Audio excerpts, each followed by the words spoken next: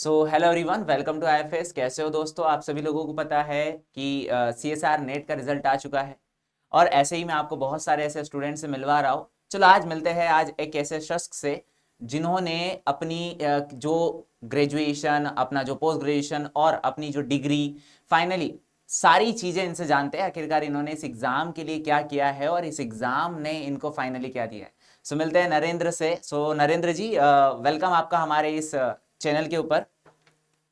हाँ sir, very good afternoon sir. Narendra ji, मैं आपसे क्वेश्चन पहला यही पूछूंगा कि फाइनली आपका ड्रीम क्या था, कि आखिरकार आपको किस क्राइटेरिया में सबसे ज्यादा इंटरेस्ट है? हाँ सर, एक्चुअली मेरा ड्रीम तो मेडिसिन लाइन में जाने का था, लेकिन सर मेरे से ये पीएमटी क्लियर नहीं हो पाया। एक्चुअली में क्या, मैं बॉटनी की वजह से एक दो बार रह गया था, मार्क्स थोड़े कम आए थे। फिर सर मैंने आईएएस के लिए लिया, तो आईएएस सर मेरा प्री मेन हो जाता। इंटरव्यू में जाके सर मेरा क्या कि बॉटनी मेरे लिए हमेशा भारी पड़ी है, जूलॉजी मेरे लिए हमेशा फ्रूटफुल रहा है, लेकिन बॉटनी मेरे लिए बहुत ज्यादा कष्टदायी रही है। तो शुरुआत में सर मैं आरएस देना स्टार्ट किया मैंने, जो आरपीएससी का होता है। तो प्री मेंस कई बार सर इंटरव्यू में चला गया मैं, आरएएस के में भी, आईएएस में भी। और राजस्थान यूनिवर्सिटी में असिस्टेंट प्रोफेसर का था, तो उसमें भी मैंने सारा क्लियर करने के बाद में इंटरव्यू में रह गया। फिर लगातार दो बार मैंने आरपीएससी से ये असिस्टेंट प्रोफेसर जूलॉजी दिया, रिटन क्लियर हो जाता, फिर इंटरव्यू में रह जाता। तो इस बार मैंने सोचा कि भाई कई साल हो गए नेट किए हुए, तो एक बार फिर जो नए नए स्टूडेंट्स हैं उनके कंपैरिजन में देखते हैं अपना प्रिपरेशन कैसा है। Then sir I submit the form of CSIR, और अब आपके सामने हूँ। I got 48th rank in LS category two का। नरेंद्र जी, सबसे पहला जो आपने सीएसआर नेट दिया था उसमें क्या रैंक था आपका? उसमें सर मेरा 23rd रैंक था। Okay, all India rank 23rd। बहुत बढ़िया, आपने हाँ जी वैसे एक सर। मिसाल वैसे ही फिक्स कर दी है। और इस बार इतने टाइम के बाद, वैसे आपका मास्टर्स कौन से सब्जेक्ट में हुआ है? हाँ सर, जूलॉजी में मेरा मास्टर्स है और स्पेशलाइजेशन मेरा एंटामोलॉजी में रहा है। Okay okay okay. बहुत बढ़िया। आपने जैसे मुझे कहा बार बार आपने आरपीएससी दी है, मोस्ट ऑफ आप इंटरव्यू में रहे। थोड़ा सा मुझे भी हाँ एक क्राइटेरिया आप बता दीजिए कि आखिरकार इंटरव्यू का क्या क्राइटेरिया होता है असिस्टेंट प्रोफेसर के लिए, जिसको हमें फुलफिल करना होता है। मतलब आखिरकार वो पूछते क्या है ऐसा? सर, इंटरव्यू में क्या है कि वो आपसे ये पूछेंगे कि एक तो जनरल व्यू देखते हैं आपका कैसा है। जनरल व्यू में आप जिस जगह से बिलोंग करते हैं उसके बारे में पूछा जाता है। फिर आपसे सब्जेक्ट के बारे में पूछा जाएगा। फिर वो आपसे बोर्ड डेमोन्स्ट्रेशन करवा के देखते हैं कि भी ये अच्छा है, एक लेक्चरर के अंदर जो क्वालिटी होनी चाहिए, ये बोर्ड के ऊपर पढ़ा सकता है या नहीं पढ़ा सकता। ये सब चेक किया जाता है सर।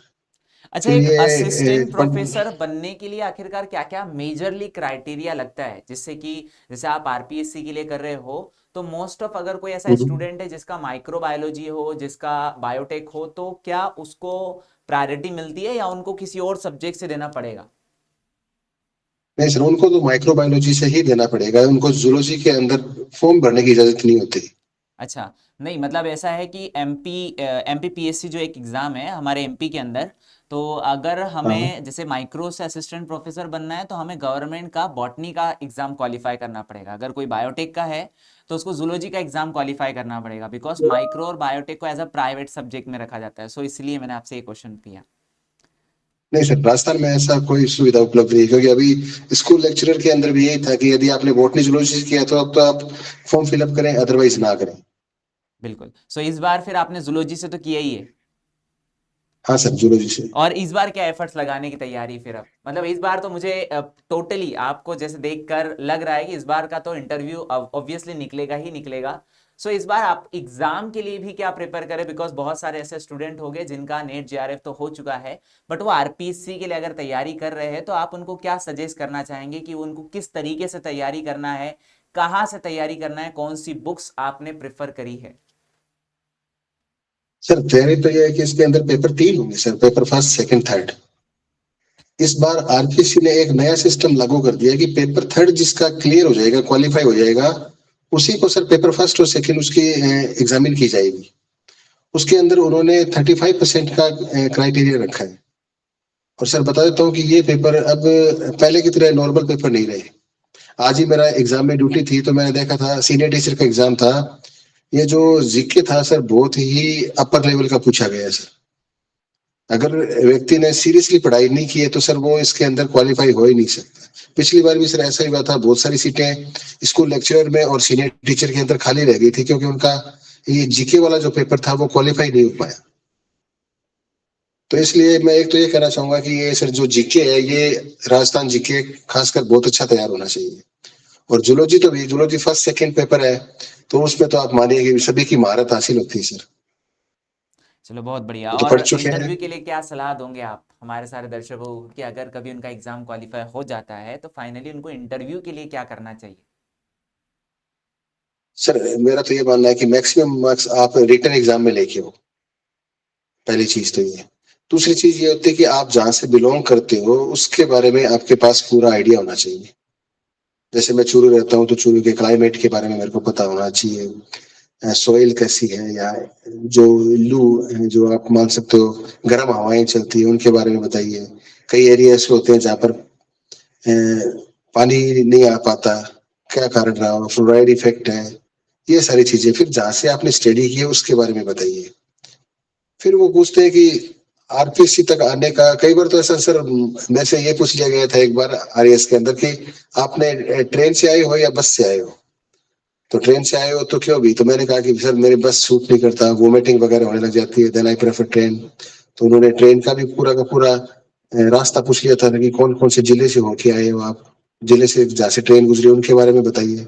तो सर बहुत सारे क्वेश्चन ऐसे पूछे जा सकते हैं, क्योंकि बोर्ड के अंदर जूलॉजी के जो बैठेंगे उनके साथ सर वो मेंबर्स भी बैठते हैं जिनका जूलॉजी से कोई लेना देना नहीं होता, लेकिन वो आपसे आम बातें पूछते हैं सर। बिल्कुल बिल्कुल। सो उनका क्राइटेरिया ही होता है और सिलेक्ट करने वाले भी वही लोग होते हैं। ठीक है, जो हमारे हाँ सर। जूलॉजी के एक्सपर्ट्स होते हैं वो तो सिर्फ एक तरीके से हम बोल सकते हैं कि उनका सिर्फ नॉलेज चेक करना है और उन्होंने वैसे भी एग्जाम में चेक कर लिया है। सो मेजरली मुझे ऐसा लगता है कि मैंने भी एमपीपीएससी का इंटरव्यू दिया था इस बार बॉटनी के लिए। सो मेजरली उनका जो सेंट्रलाइज क्राइटेरिया होता है वो यही होता है कि आप कितना ज़्यादा अवेयर हो अपने इन्वायरमेंट से। और बाकी सब्जेक्ट का उनसे कोई दिक्कत नहीं होती है। मोस्टली वो यही चाहते हैं कि आप अपने इन्वायरमेंट से कितना ज़्यादा अवेयर हो, आप कितना ज़्यादा ऑब्जर्व कर पाते हो ओवरऑल पूरे इन्वायरमेंट को, बस उनका यही एक क्राइटेरिया होता है। देन नेक्स्ट मेरा आपसे सर ये क्वेश्चन है, फिर इस बार का एक्सपीरियंस क्या रहा आपका एलएस के लिए, मतलब सीएसआर के लिए, कि आपने कैसे इस चीज़ को, बिकॉज क्योंकि जब आपने एग्जाम दिया होगा सबसे फर्स्टली, उस वक्त का क्राइटेरिया और आज के क्राइटेरिया में बहुत डिफरेंस है। आज का क्राइटेरिया ज़्यादातर मोस्ट ऑफ अप्लाइड क्वेश्चंस के पीछे भाग रहा है। सो आपने फिर भी उस चीज़ को इतने लंबे समय के बाद कैसे वापस से हासिल किया? सर थोड़ा सा फिर मैं आपको इंटरप्ट करना चाहूंगा। आपने कहा कि अप्लाइड के ऊपर ज्यादा काम चल रहा है।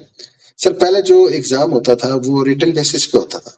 पहला जो पेपर आता था वो ऑब्जेक्टिव होता था, दूसरा डिस्क्रिप्टिव होता था। तो अगर किसी बंदे को कुछ नहीं आ रहा है तो वो चार, तो अभी तो क्या है कि ऑप्शनल दे रखा है आपके पास कि ए बी सी डी है।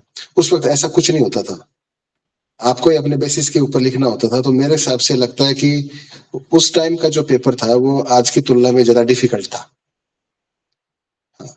अब तो सर क्या आपके सामने ऑप्शन है, तो अगर आपने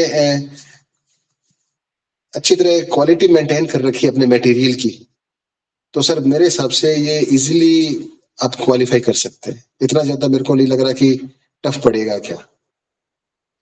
भाई मैं कब 2012 से 2025 तक का बता रहा हूँ सर आपको, अप्रोक्सीमेटली 13 साल हो गए। 13 साल बाद मैंने इसलिए दिया है ताकि मैं इनके अपने आप को चेक कर सकूं सर।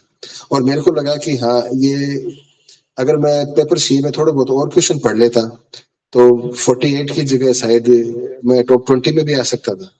मैं पूरे ट्यूशन ही नहीं पढ़ पाया था सर उसके।